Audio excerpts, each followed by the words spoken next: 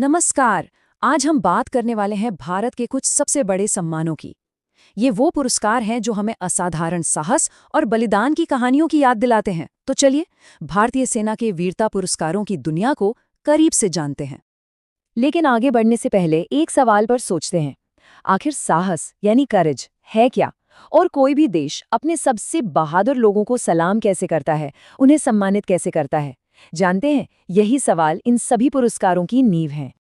देखिए, वीरता पुरस्कार सिर्फ धातु के बने मेडल्स नहीं हैं। बिल्कुल नहीं। ये तो हमारे सशस्त्र बलों के सदस्यों को उनकी अविश्वसनीय बहादुरी और बलिदान के लिए दिया जाने वाला देश का सबसे बड़ा सम्मान है। एक तरह से ये पूरे देश की तरफ से एक धन्यवाद है।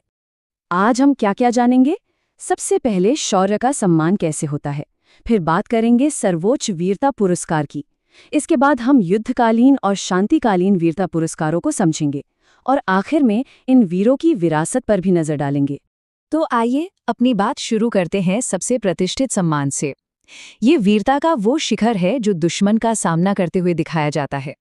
ये है परमवीर चक्र, भारत का सर्वोच्च सैन्य सम्मान। सिर्फ नाम ही काफी है। इसका नाम सुनते ही जहन में बहादुरी और सर्वोच्च बलिदान की तस्वीर बन जाती है ना? और क्या आप जानते हैं कि इस सम्मान को पाने वाले सबसे पहले वीर कौन थे? वो थे मेजर सोमनाथ शर्मा। उनकी वीरता की कहानी आज भी हम सबको प्रेरित करती है। अच्छा, अब आगे बढ़ते हैं और उन पुरस्कारों को देखते हैं जो खास तौर पर युद्ध के दौरान यानी मिलिट्री कॉन्फ्लिक्ट के समय दिखाए गए साहस के लिए दिए जाते हैं। परमवीर चक्र के ठीक बाद जो दूसरा सबसे बड़ा सम्मान है वो है महावीर चक्र, और इसे सबसे पहले दिया गया था ब्रिगेडियर राजिंदर सिंह जम्वाल को, उनकी अदम्य बहादुरी के लिए। युद्धकालीन पुरस्कारों की इस कड़ी में तीसरा है वीर चक्र, और इसे सबसे पहले 1947 के भारत-पाकिस्तान युद्ध में शानदार साहस दिखाने के लिए जमादार कनिका सामी को दिया गया था। लेकिन एक बात सोचिए, क्या वीरता सिर्फ जंग के मैदान तक ही सीमित है? बिल्कुल नहीं।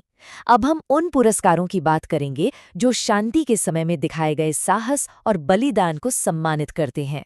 ये है अशोक चक्र, शांतिकाल का सबसे बड़ा वीरता पुरस्कार, जिसका दर्जा परमवीर चक्र के बराबर माना जाता है। इसके सबसे पहले प्राप्तकर्ता थे हवलदार बचित्र सिंह और नायक नरबहादुर थापा, जिन्होंने शांति के समय में असाधारण वीरता दिखाई थी। शांतिकालीन पुरस्कारों की लिस्ट में दूसरा स्थान आता है कीर्ति चक्र का। ये पहली बार कैप्टन जोगिंदर सिंह घैया और 11 अन्य बहादुरों को उनके शौर्य के लिए प्रदान किया गया था। और फिर इस क्रम में तीसरा पुरस्कार है शौर्य चक्र। हरचंद सिंह जी वो पहले व्यक्ति थे जिन्हें ये सम्मान मिला। तो अब तस्वीर बिल्कुल साफ है। हमारे वीरता पुरस्कार दो मुख्य श्रेणियों में बटे हुए हैं। एक है युद्धकालीन, जिसमें आते हैं परमवीर चक्र, महावीर चक्र और वीर चक्र, और दूसरी है शांतिकालीन, जिसमें है अशोक चक्र, कीर्ति चक्र और शौर्य चक्र।